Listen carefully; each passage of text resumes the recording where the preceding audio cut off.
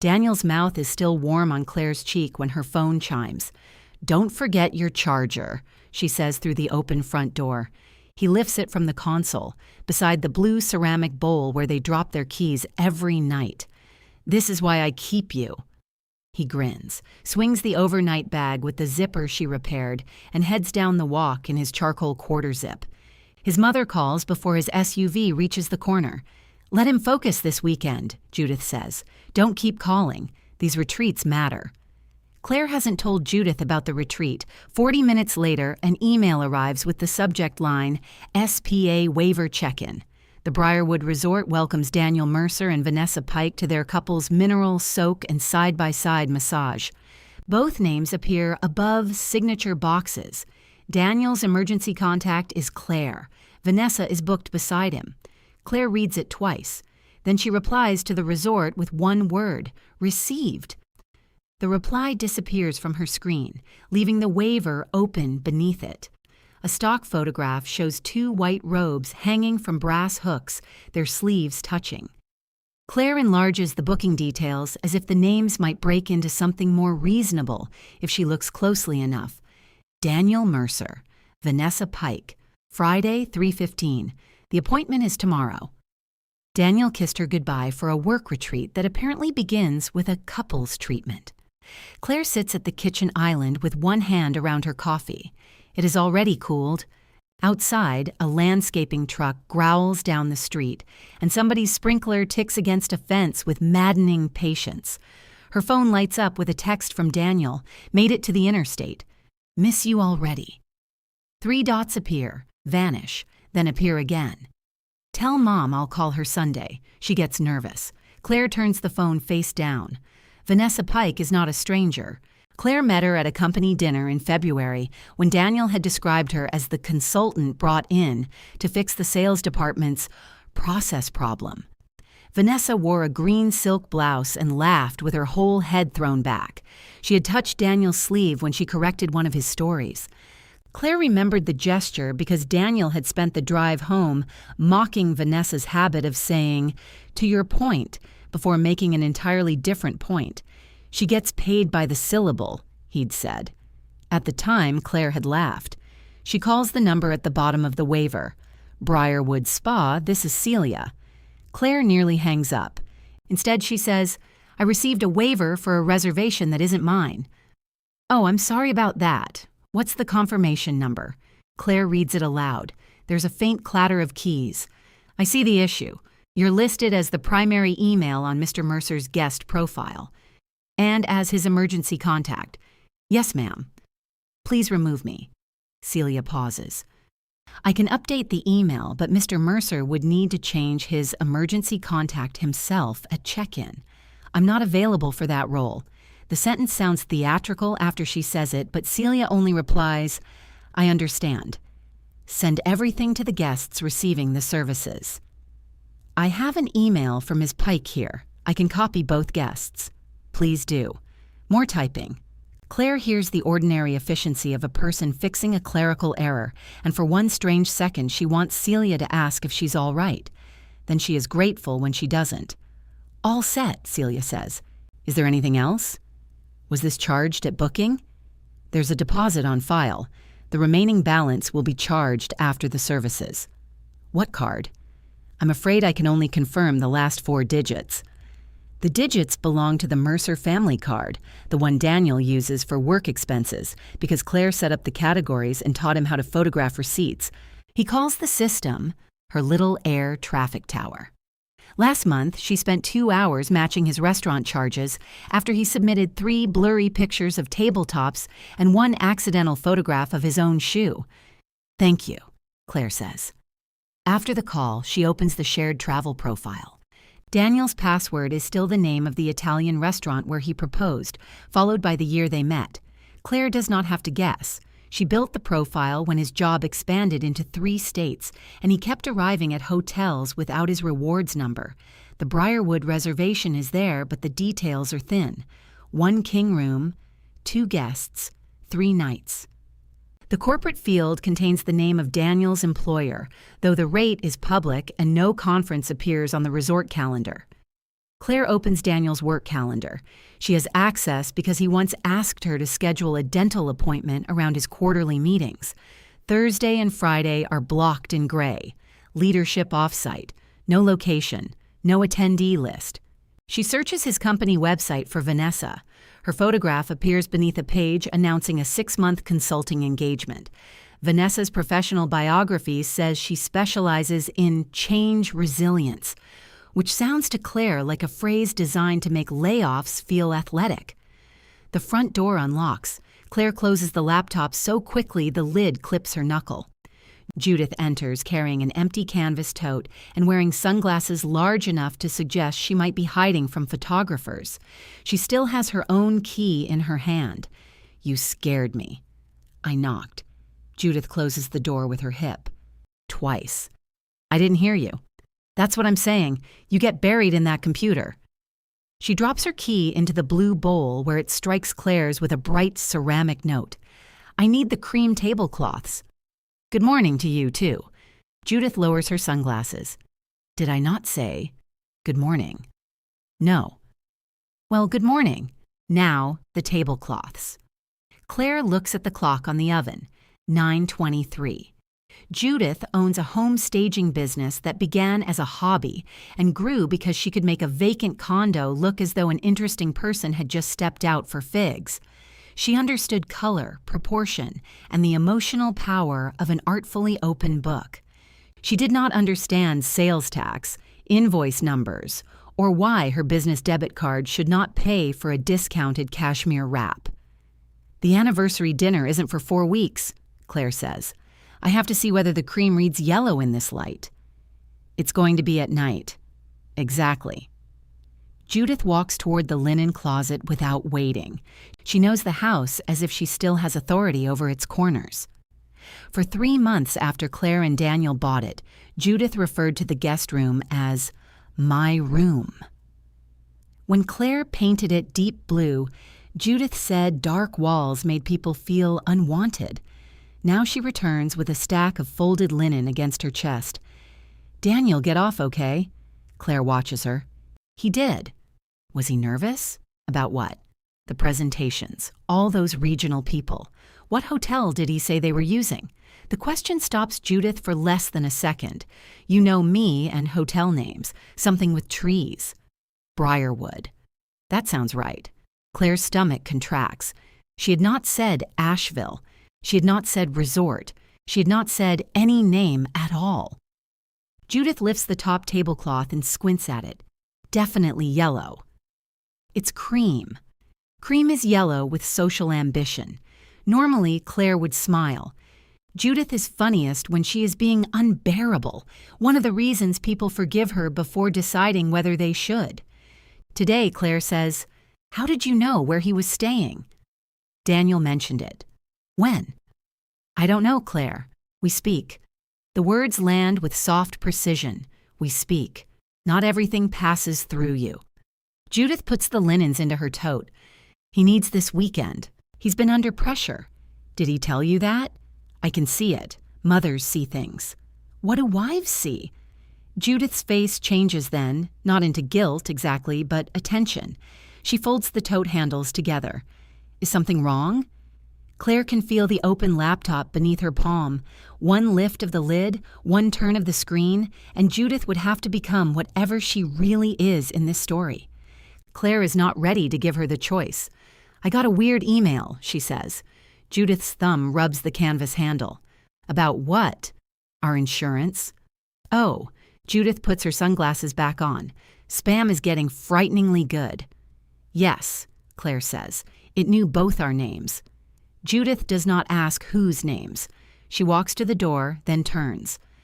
"The Langley invoices need to go out today. They're late." "They aren't late. You sent me the final numbers Tuesday." "The client thinks anything after lunch is late." "You can send them."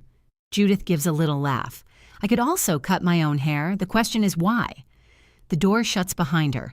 10 seconds later, Claire hears Judith's car start. Her key remains in the blue bowl. Claire stands over it. The key has a rubber yellow cap because Judith once complained that all Claire's keys looked alike. Claire picks it up and presses the teeth into her thumb until they leave a pale ladder in the skin. Then she carries it upstairs and puts it in the back of her desk drawer. At noon, Daniel calls. Claire lets it ring long enough to watch his smiling contact photograph fill the screen. It was taken on their 9th anniversary at a seafood restaurant in Charleston. Daniel had spent 20 minutes trying to crack a crab leg before Claire switched plates with him. "Hey," she says. "Hey you, how's your glamorous day?" "Your mother came over for tablecloths." "Did she take the good ones?" "She thinks the good ones are yellow." "They are yellow. They're cream. This is why war exists." His voice is light and familiar. Claire can see him performing it. One hand on the wheel, sunglasses on, elbow angled against the door. She hates that she can see him so clearly when she has no idea where he is going. "Are you driving?" she asks. "Just pulled in." "At the hotel?" A pause, small enough that she might have missed it yesterday. "Yeah, people are starting to get here." "What people?" "Leadership people." "Anyone I know?" "God, I hope not, then I'd have to behave." He laughs. "Hey, Mom said the Langley invoices are stuck." "They're not stuck." She sounded stressed. "She has the numbers." "Can you just send them? It takes you 5 minutes." It takes Claire 5 minutes because she designed the invoice template, organized Judith's client folders, and reconciled the deposit ledger every Tuesday night while Daniel watched baseball beside her. "I'm working," Claire says. "I know, I'm not saying this second. You said just..." "What?" "You said, can you just send them?" Daniel exhales into the phone. Behind him, a car door slams.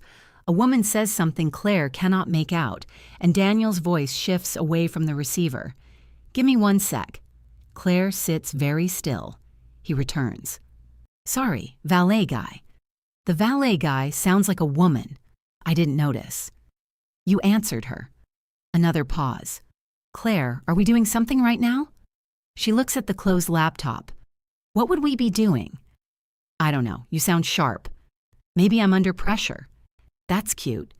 It is the kind of thing they say when one of them is being difficult in a manageable way. Daniel waits for her to soften. Claire can hear him waiting. "Send your mother the invoices," he says finally. "Please, it would help me." "How?" "So I don't spend the whole retreat hearing about it." "Don't call her." "What?" "She warned me not to call you. If you don't call her, you won't hear about it." Daniel is quiet, then he laughs, but the sound comes out dry. "She worries I don't focus." She said that. She's dramatic. "You know, Mom." Claire thinks of Judith's thumb rubbing the tote handle. "I'm starting to." After they hang up, Claire opens the Langley folder. The invoice is almost complete. Judith has billed the client for 6 walnut dining chairs, but attached a receipt for 4. Claire finds the missing receipt in a photograph Judith texted last week beneath a complaint about the store's parking lot. Usually, Claire would correct the quantity, attach both receipts, send the invoice, then message Judith a green check mark. Instead, she forwards the draft and receipts to Judith. "Please review the quantity, finalize, and send directly to the client." Judith calls within 30 seconds. Claire lets it go to voicemail. The next call comes from Daniel. She lets that go too. For the rest of the afternoon, Claire does her actual job. She reviews purchasing forecasts for the commercial lighting distributor, where she has worked for 7 years. She resolves a shipment problem involving 300 brushed nickel wall sconces and joins a video meeting in which 6 adults spend 12 minutes deciding whether urgent sounds hostile in an email subject line. At 4, a new message arrives from Briarwood. The corrected spa waiver is attached for your records. Future communication will be sent to both registered guests. Vanessa's email address now appears beside Daniel's. 2 minutes later, Daniel texts, "Did you contact the hotel?" Claire reads the question without answering. Another message appears. They sent Vanessa some random spa thing. Her assistant booked treatments for the group and screwed up the names. Claire opens the waiver again. Side-by-side massage, private mineral soak, couples tranquility package.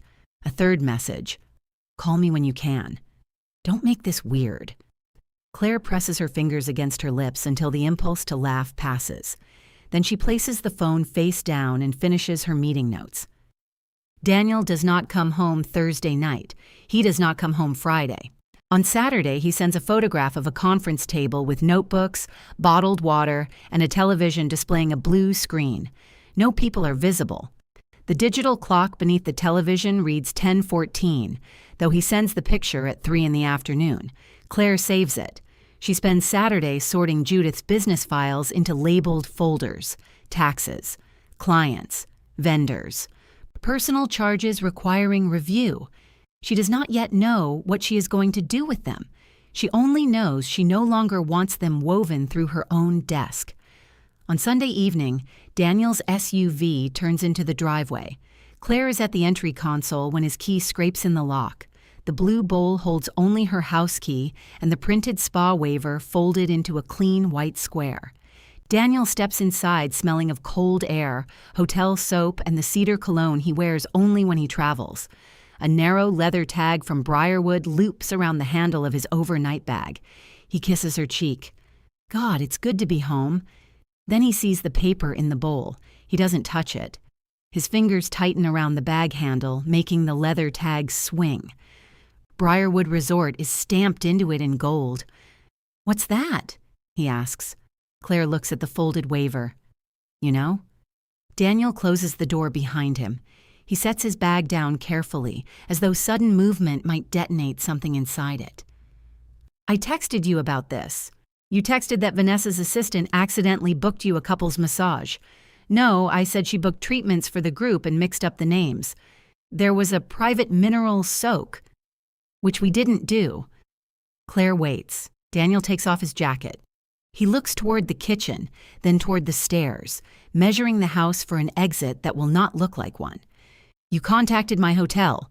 The hotel contacted me. And you changed the reservation. I removed my email. You sent the waiver to Vanessa. I sent it to the people on it.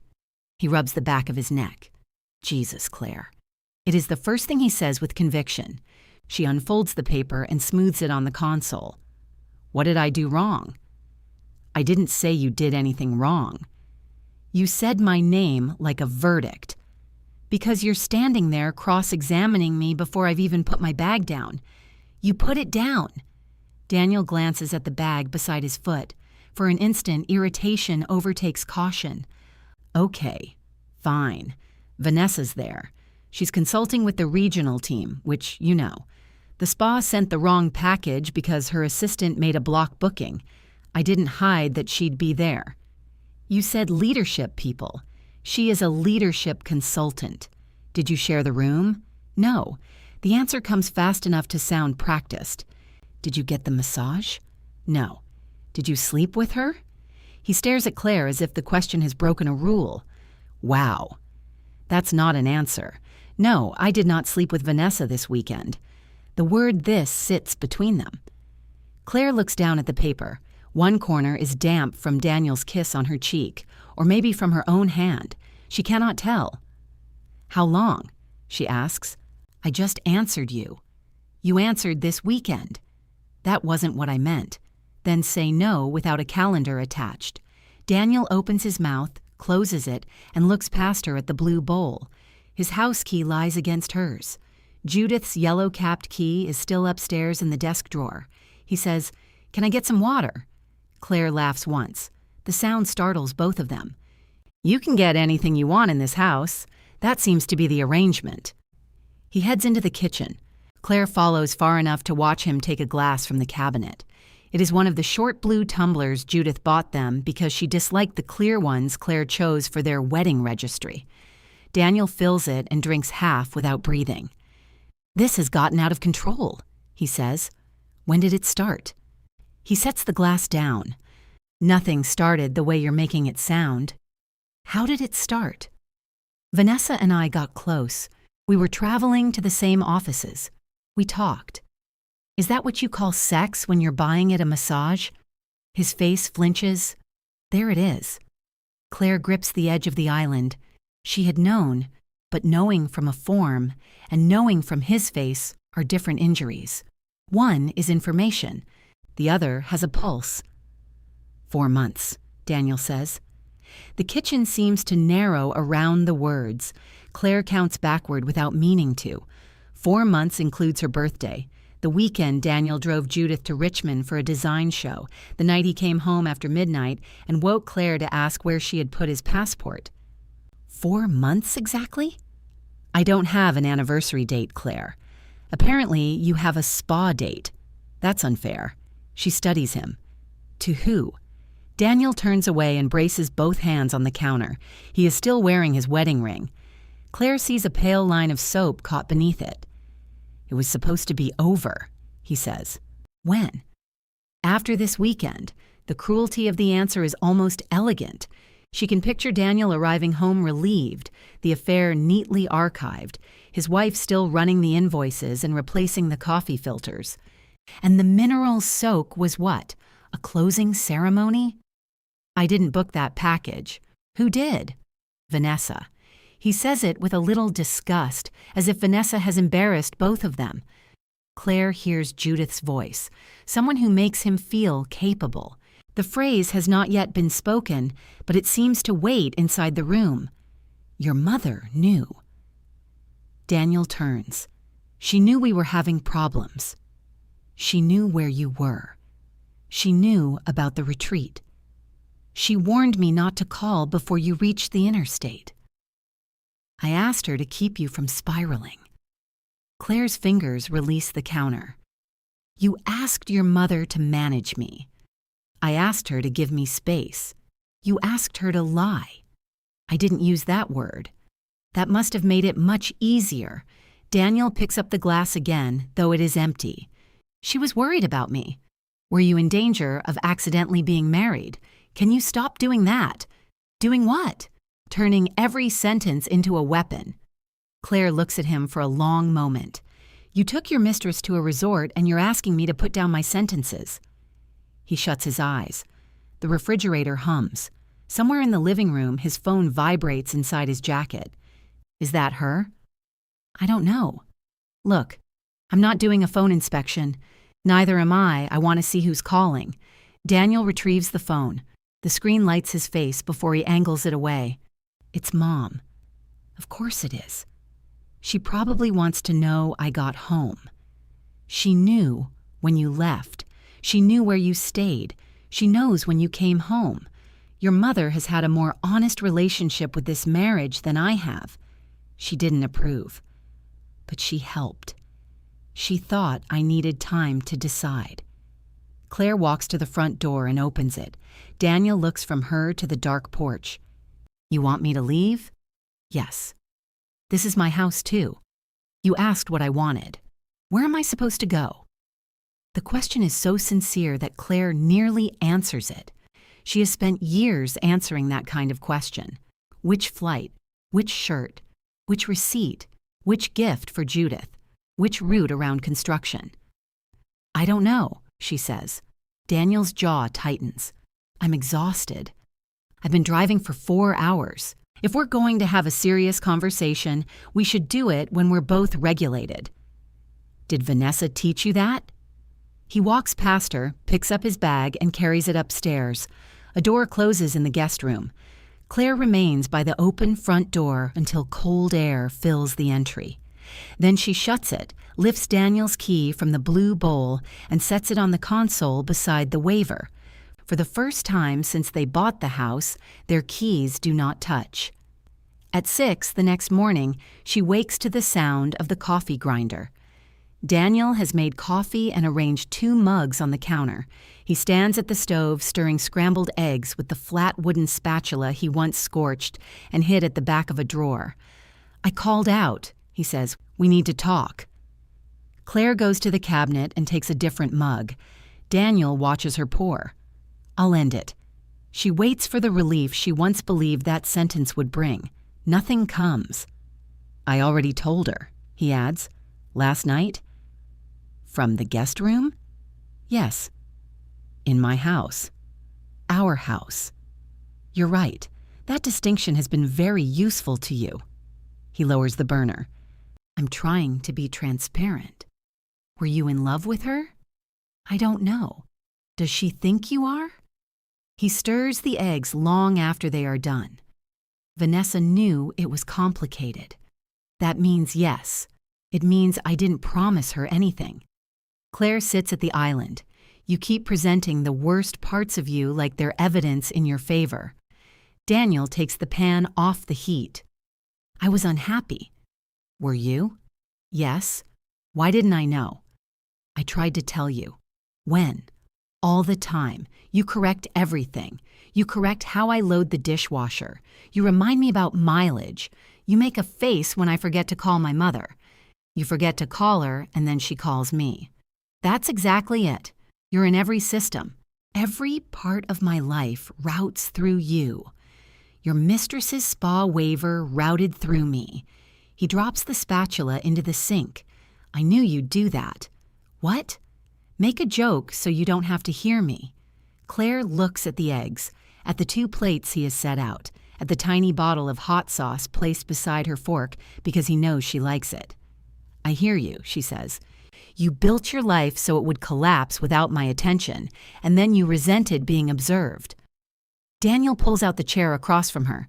That's not fair. No, it's accurate. Fair left for Asheville. The doorbell rings. Neither of them moves. It rings again, followed by Judith's firm 3-knuckle knock. Daniel checks his phone. I told her not to come. Claire goes to the door. Judith stands outside holding a white bakery bag and wearing a camel coat over exercise clothes. My key doesn't work, she says. It works. I tried twice. Your key isn't in your purse. Judith's eyes flick toward the blue bowl. You took it. I put it away.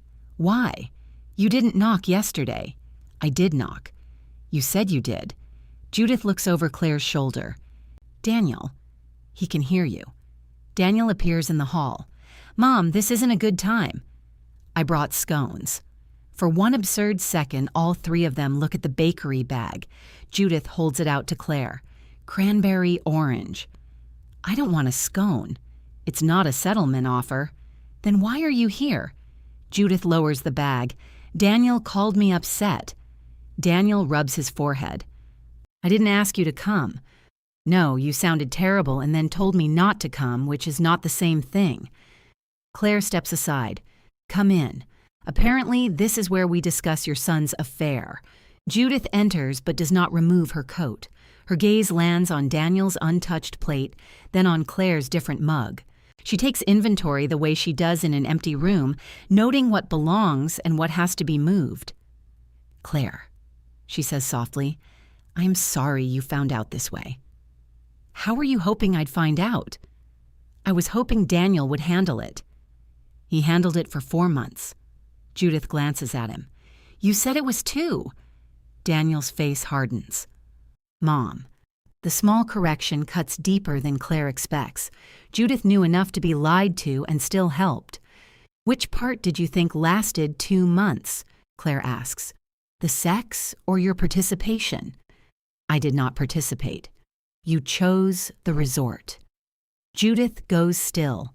Daniel says, I asked her for a recommendation, that's all. Did you know Vanessa would be there? Claire asked Judith. Judith sets the bakery bag on the console. It tilts against Daniel's separated key. I knew Daniel was confused. That wasn't the question. Marriage can become a place where a person only hears what he's doing wrong. Claire looks at Daniel. There it is. Judith's voice sharpens. He felt small here. So you helped him rent a larger version of himself for the weekend? I told him to resolve it, privately, before he did permanent damage. Claire looks from mother to son. You both thought the damage began when I learned about it. Judith removes her sunglasses and folds them. Vanessa made him feel capable. He is capable. That's what makes all of this a choice. Daniel turns toward the kitchen. I can't do this with both of you. Judith follows him at once. Claire stays by the console. The bakery bag has left a faint circle of grease on the wood. She takes the yellow-capped key from upstairs, returns, and places it in Judith's hand. Judith looks relieved too soon. I'm giving it back, Claire says, because it no longer opens this house. You changed the locks? This morning. Daniel turns around. You changed the locks without talking to me? Your key works. That isn't the point. No, Claire says. The point is that hers doesn't. Judith closes her fist around the key. You're punishing me. I'm ending your access. To my son's home? To mine. Daniel steps closer. You don't get to make unilateral decisions. Claire looks at him. I'm learning from people who do. She goes to her office and returns with the first of Judith's labeled file boxes. The lid bears a white card. Current clients. What is that? Judith asks. Your business. My business is not a box. Then you should be fine. Claire sets it beside the door. I'll finish reconciling this month. After that, you'll need a bookkeeper. Judith stares at her. You know I can't hand this to a stranger. You hand strangers keys to staged houses every week. That's different. Yes, Claire says. They're paid. Daniel says her name in warning. Claire lifts the bakery bag, puts it on top of the file box, and opens the front door. Judith's mouth tightens. For a moment, hurt pushes through her indignation and makes her look older. You are throwing away an entire family over one terrible mistake. Claire looks at Daniel. One of us already priced what this family was worth, she says. The spa deposit was $400. Judith's eyes drop to the bakery bag as if the number might be printed there. You looked at the charge? It was on our card. Daniel said he used points. Daniel says, can we please stop discussing this like a receipt dispute? Claire keeps the door open. Cold air moves around Judith's ankles. Judith grips the yellow-capped key. I hope you'll reconsider when you're less angry. I'm going to be angry for a long time. You'll need another strategy. Mom, Daniel says, go home. Judith looks at him with open surprise. It is the first time Claire has heard Daniel dismiss her without padding it with a promise to call. Judith hears it too. She leaves the file box on the floor and carries only the scones, clutching the bag against her coat. Daniel closes the door after her. Was that necessary? He asks. Which part? Throwing her livelihood onto the porch. The box is inside. You know what I mean. Claire lifts the box and carries it to the base of the stairs. I'm giving her 30 days. She has clients who pay her thousands of dollars to arrange ceramic pairs. She can pay someone to enter those numbers into a spreadsheet. You offered to help her. 6 years ago. You didn't put an expiration date on it. I just did. Daniel sleeps in the guest room again. By Wednesday, his shaving cream appears in the guest bathroom, followed by 3 shirts hanging from the curtain rod because he claims the closet smells musty. He continues making coffee for 2. Claire continues taking a different mug. They move around each other with the exaggerated courtesy of strangers in an elevator. Daniel does end the affair, or says he does. Claire receives no proof and stops requesting it. He offers his phone twice, holding it out with the screen already unlocked. I don't want to become your guard, she says the second time. I'm trying to show you I have nothing to hide. You had plenty to hide when I wasn't checking. He places the phone on the table between them. What would make you believe me? Why is that my assignment? The phone remains there until its screen goes dark. Claire changes the direct deposit for her paycheck during her lunch break. She leaves enough in the joint checking account to cover her half of the mortgage, utilities, insurance, and the groceries she actually buys. She creates a spreadsheet listing each obligation and sends it to Daniel. He calls from upstairs. Half the internet? Claire looks at the ceiling. That's how half works. He comes down, holding his laptop. I work from home 2 days a week. So do I. You earn more. Not enough to sponsor your personal development retreats. Are you going to call it that forever? I haven't decided. He sets the laptop on the island and rotates it toward her. Her spreadsheet fills the screen, Daniel's half highlighted in blue. This feels punitive. It's arithmetic. We're married. We don't invoice each other. Your mother invoiced the Langley client for chairs she couldn't document, and I fixed it. You charged a resort room with Vanessa to our card, and I paid the statement. Apparently invoices would improve all our relationships. Daniel pulls out a chair. I can't undo it. No, but I can do the work. What work? Whatever you need. Claire studies his face. He looks tired. There are gray shadows beneath his eyes she wants, by habit, to solve with sleep, water, and less screen time. Book your own travel, she says. Submit your own expenses. Call your own mother. Buy her anniversary gift. Answer the family emails. Replace what you finish. Notice what needs doing without asking where I keep it. Daniel blinks. That's the work? That's Tuesday. He leans back, wounded by the scale of what he considered beneath notice. The first consequence is almost comic. Daniel locks himself out of the airline account because Claire changes the password to her personal travel profile and removes his stored cards. He misses a seat upgrade, flies between two men who both use the armrests, and returns home furious at technology. The second costs him $780. He forgets to upload hotel receipts before his company's reimbursement deadline. For years, Claire has forwarded reminders from the automated expense system, then photographed receipts from the pockets of his overnight bag. This time, she leaves the crumpled papers where they are. The deadline was yesterday, he says, standing in the laundry room with his suitcase open on the washer. I know. You saw the email? Yes. And you didn't say anything? It was addressed to you. That's unbelievably petty. Claire pulls a receipt from the lint trap. This one went through the dryer. Daniel snatches it from her.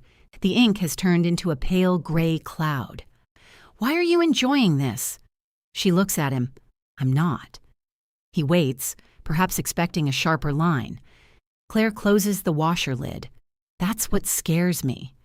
Judith hires a bookkeeper named Melanie, whose rate she complains about before Melanie finishes the first week.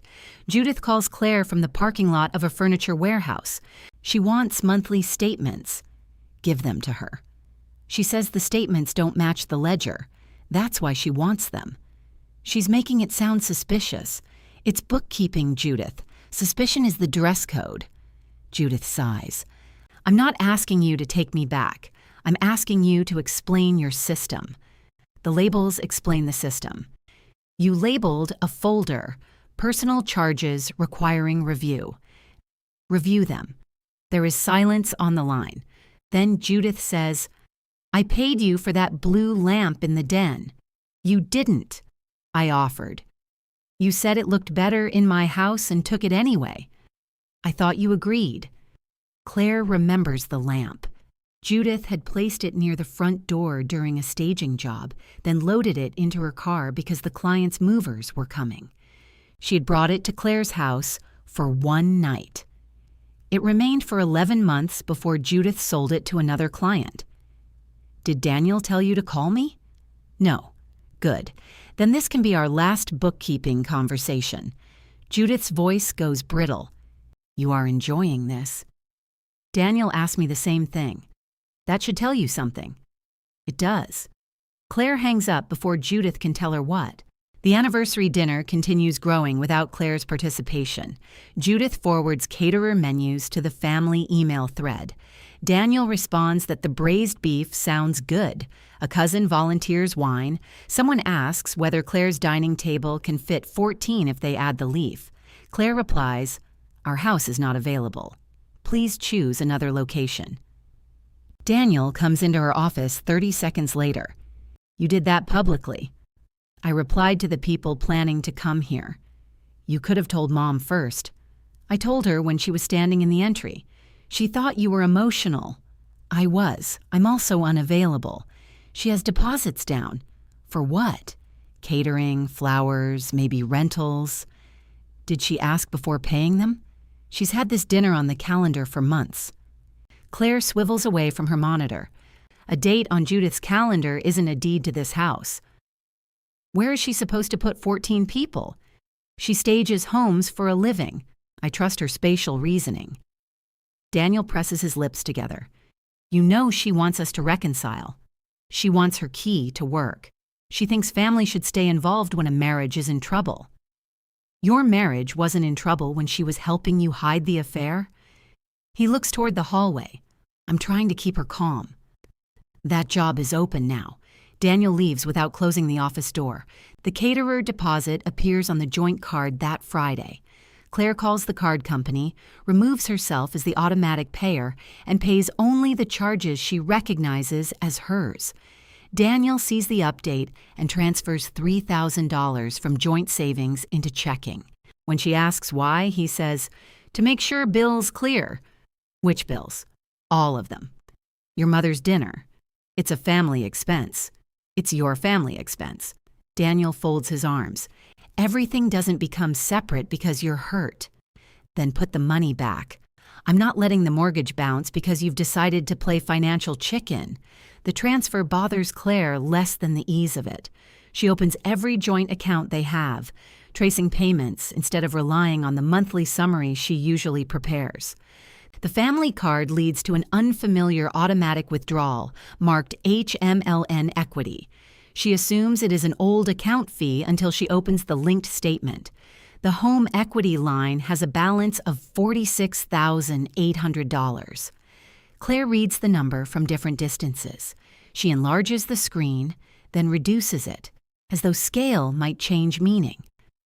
The line was opened during their kitchen renovation 4 years ago. They borrowed $22,000, repaid it, and Daniel told her he had closed it. Claire signed the original papers. Both their names remain on the account. The recent draws begin 14 months ago. $10,000, $8,500, $12,000. The transfers go first into their joint checking, then out to Judith's staging business in amounts just different enough that Claire never connected them while reconciling household categories. The latest payment is late. She prints the statements and lays them in a row across the dining table. The cream tablecloths are gone, leaving the walnut surface bare. Daniel comes home carrying takeout from Claire's favorite Thai restaurant. He sees the statements before he can set down the bag. "What did you do?" Claire asks. He lowers the food slowly. "I was going to tell you." That sentence should be carved on your headstone. Mom had a cash flow problem. For 14 months? Her business grew too fast. She had furniture tied up in properties, clients paying late. "You borrowed against our house." "It was a bridge." "To where?" "She's been paying it back." Claire taps the late notice. Daniel removes his coat. "Melanie changed something with the transfers. Don't blame the new bookkeeper for finding the debt." "I'm not blaming her." "Did your mother know my name was on the line?" "Of course she knew." The answer empties the room. Claire looks at the statements. "You both knew. I had authority to draw from it." "That isn't what I asked." Daniel sits across from her. "I thought you'd say no." "Yes. And then Mom would have lost contracts, maybe the business. So you protected her from my answer. She was going to pay it back." "With what?" "She has receivables. She has ceramic pears." "Stop reducing her to that." "You reduced me to a signature." Daniel pushes the takeout aside. "I was trying to hold things together." "You keep calling secrecy support. This has nothing to do with Vanessa." Claire laughs, and this time she cannot stop immediately. Daniel watches with offended concern. "You're right," she says. "Vanessa got a weekend. Your mother got the house." The credit union representative confirms the payment schedule the next morning. The draw period has ended, the rate has adjusted, and the overdue amount is only the beginning. Claire can cover it from the savings account she built before the marriage and kept in her name. Doing so will cost $18,400 to bring the balance down far enough that the new monthly payment will not crush her while she decides what happens to the house. She sits in her car outside the credit union with the transfer form on her lap. If she keeps the money, Daniel and Judith must solve what they created, but her credit will sync with theirs, and the house could become leverage against her. If she pays, she preserves an asset Daniel treated as available to everyone but her, and rewards the theft of her consent. She signs. The teller gives her a stamped receipt. It is an ordinary white rectangle, warm from the printer. Claire cries in the parking lot, not because the money is gone, but because choosing herself still required paying for them. That evening, a message arrives from an unfamiliar address. Claire, this is Vanessa Pike. Briarwood forwarded the corrected waiver to me. Daniel said you knew about us and that you were already separating. I understand now. That wasn't true. Claire reads it once. A second message follows. He also said you were financially dependent on him and that his mother was helping him leave safely. I think you should see what they told me. 6 screenshots appear. In the third, Judith's name sits above a message sent the morning Daniel left for Asheville. I'll keep Claire off the phone until Sunday. Just make sure this is truly what you want. Claire enlarges the screenshot until Judith's words fill the screen. Just make sure this is truly what you want. The concern in the sentence makes it worse. Judith had not merely covered for Daniel. She had treated the affair as a difficult but legitimate decision, one requiring privacy, patience, and protection from Claire. She opens the other screenshots. Daniel told Vanessa he and Claire had been functionally separated since summer. He said Claire refused to acknowledge it because she could not support herself without him. In another message, Judith advised Vanessa not to pressure Daniel until after the anniversary dinner. Claire has done so much for this family. You need to understand that he feels responsible for her. Claire looks around her office. Judith's remaining files occupy half the floor. She replies to Vanessa. Did you know he paid for Briarwood with our joint card? The answer comes quickly. No. He said it was being reimbursed as client development. Was it? Not legitimately. Claire's hands hover over the keyboard. Why are you telling me this now? Vanessa takes 5 minutes to answer. Because I knew he was married. I didn't agree to be used as evidence that his wife was unstable. And because Judith called me this afternoon to say Daniel is under financial pressure and needs support. I'm not interested in becoming the next woman who runs his life for him. Claire reads that sentence twice. Did you end it? He ended it Sunday night. Then he called Monday to ask whether we should leave space for the future. I declined. There is no apology. Claire is almost relieved. An apology would ask her to carry Vanessa's remorse along with everything else. Vanessa sends a copy of the expense report Daniel submitted. The room is listed as a client development meeting, with Vanessa named as the external participant. The spa deposit is buried under resort fees. I won't verify this if his company asks, Vanessa writes. I've told him to correct it. Claire saves the messages and closes her laptop. Daniel is downstairs assembling a standing lamp Judith left in its shipping box 3 months ago. The lamp is shaped like a brass fishing pole and requires a tiny hex wrench he has already lost twice. Can we talk? Claire asks. He looks up from the floor. If this is about the line of credit, I know. I'm working on it. Are you? I called Mom. She can start paying $1,200 a month. The minimum is higher than that. She'll build up to it. Using what? Encouragement? Daniel drops the instruction sheet. I can cover the difference. After you reimburse your company for Briarwood. His face changes. Claire places the printed expense report on the coffee table. Where did you get that? Vanessa. He stands. You contacted her. She contacted me. I asked both of you to give me space. Claire looks down at the half-built lamp. You still think you're the person in the middle. Vanessa is angry. She's trying to make this worse. She told me what you said about me.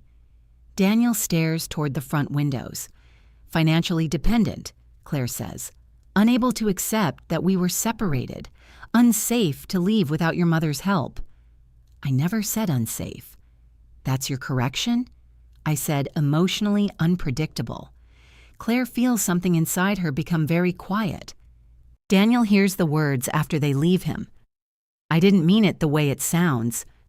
How does it sound in the original language? I was trying to explain why I couldn't just blow up my marriage overnight. You were sleeping with her for 4 months. And I still came home. He says it is proof of devotion. Claire goes upstairs, takes his suitcase from the guest room closet and sets it open on the bed. She begins with the shirts hanging from the curtain rod. Daniel follows her. What are you doing? You need to leave. You can't throw me out of my own house. You used my signature to borrow against it. You used our card for your affair. You told your mistress I was unstable so you could seem honorable while lying to both of us. I paid $18,400 yesterday to keep your decisions attached to a house instead of my throat. I didn't ask you to pay that. I'm done waiting to be asked. He blocks the dresser. Where am I supposed to go? This time she does answer. Your mother has a guest room. Daniel's mouth twists. So this is revenge. No, revenge would be sending your expense report to your company. I'm asking you to correct it yourself, reimburse the joint account, and leave. You're holding my job over my head. Your signature is on the report. Your hand is over your head. He leaves that night with one suitcase and enough clothes for a week. The brass lamp remains on the living room floor, leaning sideways like a drunk heron. Judith calls before his SUV reaches her house. Daniel says you threatened to get him fired. I told him to correct a false expense report. Do you want him unemployed while you divide assets? Claire sits on the bottom stair. That is the first practical thing you've said to me. I am always practical. You paid for a cashmere wrap with your business card. It was for client meetings. Did you tell Vanessa I couldn't support myself? Judith is silent.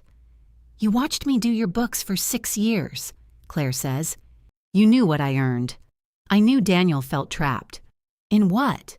Obligation, gratitude, your constant tally of everything you did. I never gave him the tally. That was the problem. Judith's voice softens. He loves you. He loves being known by me. He didn't bother knowing me back. You can repair that. I can, I won't. Claire ends the call and unplugs the half-built lamp. A divorce attorney in a narrow office above a dentist tells Claire the documents are useful, but not enchanted. The home equity line bears both signatures. The house bears both names. Daniel's deception matters in negotiation, but it does not erase the years of shared ownership. You'll have to decide what you're willing to spend to keep it, the attorney says. I already decided once. You'll decide more than once. That's how these things work. Claire appreciates her for saying it. The first proposed agreement is insulting. Daniel wants half the current equity without accounting for the money sent to Judith. He also wants Claire to assume the home equity balance because she earns more and hopes to keep the house. Claire rejects it. The second gives Claire credit for the $18,400 but calls the other draws mutual family support. She rejects that, too. Daniel comes to the house after work carrying the brass lamp's missing hex wrench. Mom can't repay $46,000 at once, he says. Then you can. How? From your share of the house. His face tightens. You'd take my equity. I'd subtract your debt. It helped her business. It helped your mother's business. You chose to make that help marital. He looks around the living room. Without Judith's anniversary rentals, it is plainly theirs. Worn leather chair, crooked stack of magazines, one empty corner where the fishing pole lamp was meant to stand. If I agree, he says, you get everything. Claire almost tells him what she lost. The words line up, eager to be counted. She lets them go. I get a mortgage, she says. You get the truth on paper. Daniel corrects the expense report. His company makes him repay the resort charges and removes him from a regional presentation he had expected to lead. He tells Judith, the consultant, made it political. Vanessa forwards Claire his last message to her, then asks Claire not to contact her again. Claire replies that she hadn't planned to. Judith's business shrinks faster than Judith predicted. Melanie finds 2 clients who were never billed, 3 vendors Judith paid twice, and a warehouse contract that costs more than the furniture inside it earns. Judith sells inventory, cancels the warehouse, and moves the remaining pieces into a smaller shared space. She resents Melanie so intensely that she follows every instruction just to prove it was unnecessary. Daniel stays with Judith while the attorneys trade revisions. He returns to the house for clothes, mail, and the coffee grinder he claims was a gift from his department. It was a gift to both of us, Claire says. My name was on the card. You complained it was too loud. I've changed. Claire gives him the grinder. The final agreement credits the home equity draws and Claire's emergency payment against Daniel's share. Daniel assumes the remaining amount Judith received to be paid from his share when Claire refinances the house. He must replace the $3,000 taken from joint savings. Claire buys out what remains of his equity at a number that leaves her frightened but standing. Daniel signs after asking 3 times whether she is certain. Claire signs once. The anniversary dinner falls 2 days after Daniel's agreed move-out date. Judith has relocated it to a private room at an Italian restaurant, according to an email Claire receives by mistake. Claire deletes the message and spends Friday boxing the rest of Daniel's belongings. At 5 on Saturday, a catering van stops outside the house. Claire watches through the living room window as a man in a black apron checks the address on his phone. A florist pulls in behind him. Then Judith's car arrives. She walks up the front path carrying 2 cream tablecloths over one arm and tries a key in the lock. The key does not turn. She tries again, leaning her shoulder into the door. Claire stands inside, visible through the narrow glass panel. The blue bowl behind her is empty. Judith taps the glass. Claire? Daniel hurries up the path from his SUV. He is dressed for the dinner in a navy blazer and the pale shirt Claire once bought for his company photograph. What's going on? Claire asks through the closed door. Daniel holds up his phone. The restaurant had a pipe burst. Mom tried to call you. Claire checks her phone. 2 missed calls, both within the last 11 minutes. So you brought everyone here? It was an emergency. Judith presses closer to the glass. We have 14 people coming. You told me it was at the restaurant, Daniel says. I thought we could use the house for 3 hours. You thought that after I said no. We didn't have another option. Claire looks at the key in Judith's hand. It has a new blue cap. You gave her your key. Daniel glances at his mother. Before I moved out.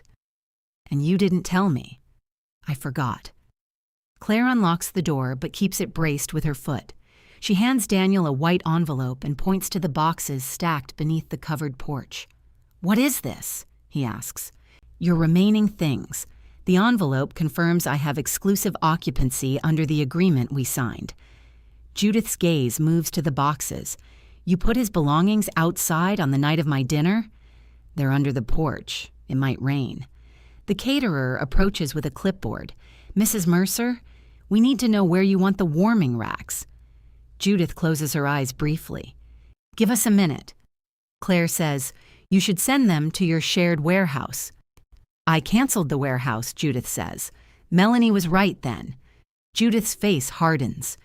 You have made your point. No, I changed my locks, ended free bookkeeping, protected my money, and declined to host your party. You keep calling those things a point because you can't imagine them as permanent. Daniel lowers the envelope. Claire, please. People are already coming. Call them. And say what? The venue is unavailable. You know how that will look? Claire looks at the cream tablecloths, at Judith's blue-capped copy of Daniel's key, at the catering van humming against the curb. That belongs to you. Judith's expression shifts from anger to disbelief. After everything this family gave you, Claire thinks of the blue glasses, the den lamp, the invoices, the debt, the warning not to call. What you gave me always came with a key back to my house. She closes the door. Through the glass, Daniel and Judith argue in tight, furious whispers. The caterer begins making calls. Daniel carries his boxes to the SUV. Judith folds the tablecloths over and over until they are small enough to hold against her chest. Claire walks away from the entry before they leave. The refinance closes months later. Judith's business survives with fewer clients, less furniture, and Melanie's invoices paid on time. Daniel moves into an apartment near his office and learns to submit expenses before the deadline. Sometimes his mail still comes to the house.